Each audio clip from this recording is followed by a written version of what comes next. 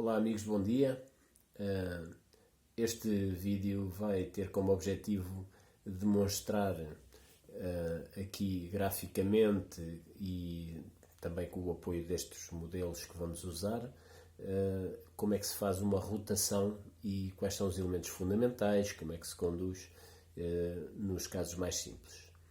Portanto, eu vou passar a mostrar a situação inicial é aplicada a um segmento de reta que nós pretendemos rodar para colocar uma posição que nos permita ver em verdadeira grandeza. Foi o exemplo que apresentámos na aula também e vamos visualizar agora aqui, tentando que o vídeo seja mais fácil de ver. Portanto, nós começamos por ter uma situação em que, isto está ao contrário, começamos por ter uma situação em que temos um segmento de reta numa posição oblíqua.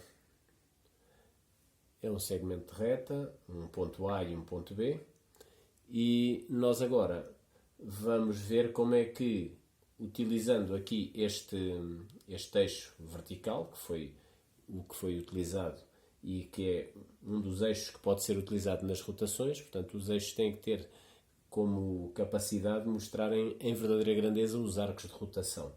Portanto, o processo vai ser primeiro introduzir o eixo, que é o representado aqui pelo lápis, é uma reta vertical, e temos o segmento AB, ali com aquela cartolina amarela, que é o segmento oblíquo.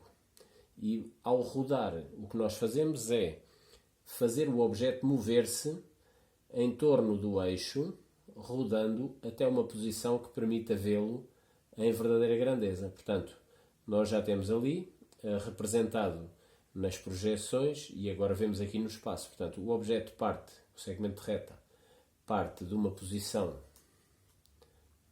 em que se encontra oblíquo em relação aos planos de projeção e, ao utilizarmos o eixo, isto permite-nos fazer uma rotação e ele desloca-se até uma posição em que fique paralelo ao plano frontal de projeção. E a nossa rotação ficou concluída. Portanto, vemos que os pontos não mudam de cota ao longo do percurso, mantêm-se à mesma altura porque o eixo é um eixo vertical e as suas trajetórias são arcos de circunferência que aparecem em verdadeira grandeza na projeção horizontal. Portanto, quando nós terminamos este processo, retiramos o elemento e ficamos apenas com a representação em projeções, que é aquela que eu agora vou mostrar. Portanto, quando eu, para converter em épura, faço rodar os planos um sobre o outro, o plano horizontal e o plano frontal vão ficar aqui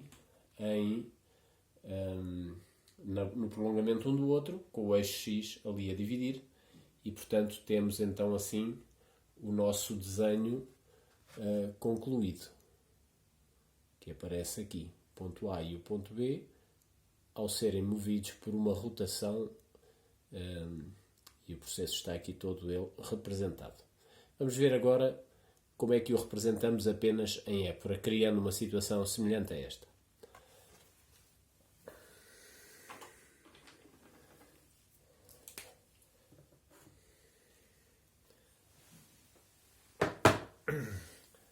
Partimos do eixo X, vamos colocar o segmento de reta na posição original, um ponto A e um ponto B,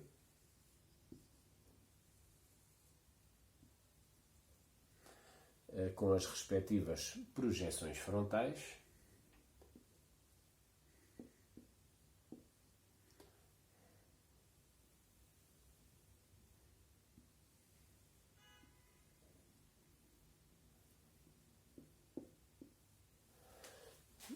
E agora vamos introduzir um eixo de rotação. Portanto, o nosso eixo de rotação vai ser então um eixo vertical.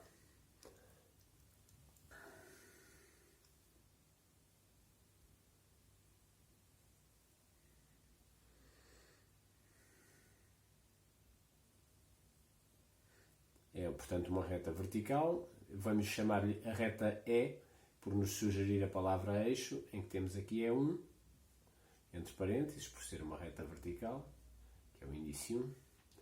E aqui teremos E2, projeção frontal do eixo. E agora, aqui começa a ser importante darmos atenção, porque o processo que está aqui, eu vou mostrar outra vez, o processo que está aqui representado por esta cartolina verde, ou seja, é a ligação entre o eixo e o objeto que vamos rodar. É uma espécie de braço que vai ligar ao objeto.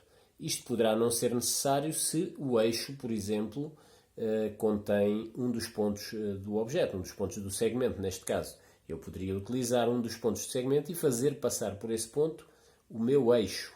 Não foi a opção que tomámos aqui, e não tem que ser, mas poderá ser facilitador em muitas situações, quando temos liberdade para escolher o eixo.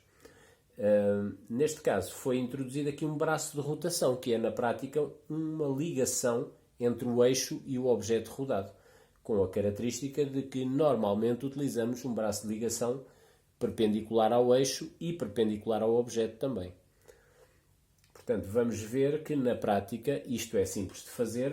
Eu vou representar aqui com a cor vermelha para chamar mais a atenção todo o processo. E a primeira coisa a fazer é então introduzir esse braço de rotação. Este braço de rotação será então uma ligação entre o centro de rotação e o objeto, e vai-nos dar aqui um ponto sobre o objeto. Este ponto é o primeiro ponto que vamos rodar e, portanto, o meu objetivo é que esta perpendicularidade aqui se mantenha na rotação, não é? Tem que se manter, isto é um processo que vai agarrar o segmento e o braço de rotação, e o meu objetivo é que isto seja, no final da rotação, um segmento de reta paralelo ao plano frontal de projeção. Portanto, o meu segmento AB, no final, terá que ficar paralelo ao plano frontal de projeção. Portanto, a sua projeção horizontal será deste tipo, paralela a X.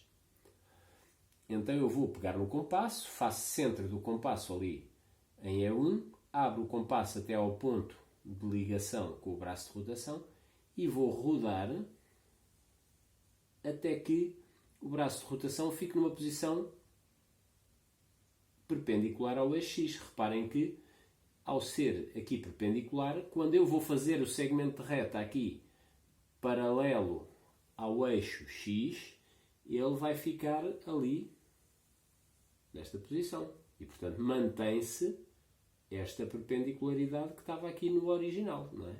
Mantém-se esta perpendicularidade. Isto permite-me controlar onde é que eu paro a rotação. Ou seja, aqui neste ponto em que o braço de rotação ficou perpendicular ao eixo X. Portanto, o meu segmento no final ocupará uma posição ao longo desta linha. Vamos ver onde, quando fizermos a rotação de cada um dos pontos, o ponto A e o ponto B, a partir da sua projeção horizontal. Portanto, neste caso, eu fiz primeiro a rotação deste ponto, não é?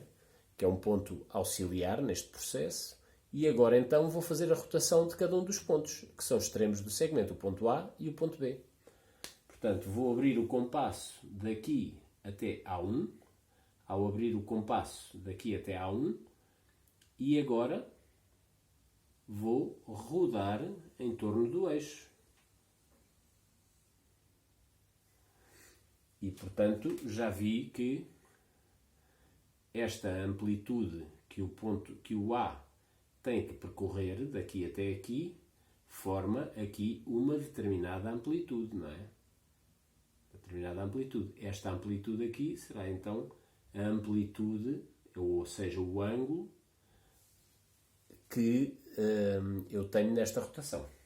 O mesmo vai acontecer para o ponto B, portanto, abro o compasso desde o centro de rotação, do ponto E, em projeção horizontal, até B1, e vou descrever um arco precisamente com a mesma amplitude até à posição final. Portanto, o arco que tem a mesma amplitude vai iniciar-se aqui, nesta ligação entre o centro e B1, e vai terminar ali. E esta amplitude deste arco terá que ser obrigatoriamente a mesma que foi do arco de rotação do ponto A. Portanto, na posição final, os meus pontos vão ser estes. Vamos ter aqui o ponto A depois de rodado e vamos ter aqui o ponto B depois de rodado. Portanto, vamos ter aqui A. Vamos desviar um bocadinho para o lado. Vamos ter aqui A'1. A designação passa de A para A'. E vamos ter aqui B', B'1.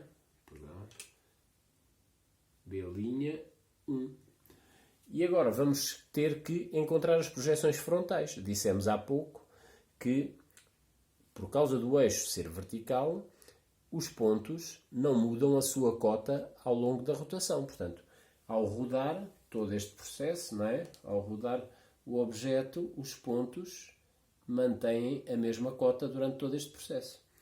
Então, significa que a cota do ponto A vai se manter. Portanto, o A' há de estar ao longo daquela paralela ao eixo X.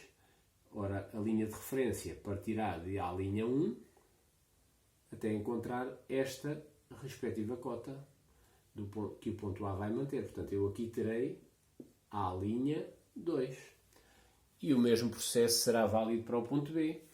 Eu sei que ele mantém a mesma cota, portanto, em B2 eu tenho a cota, vou traçar uma linha, que é uma linha que mantém a cota, portanto está no mesmo plano em que acontece o arco de rotação do ponto B, tal como aquela no arco de rotação do ponto A. Isto na prática é um plano horizontal e aqui outro.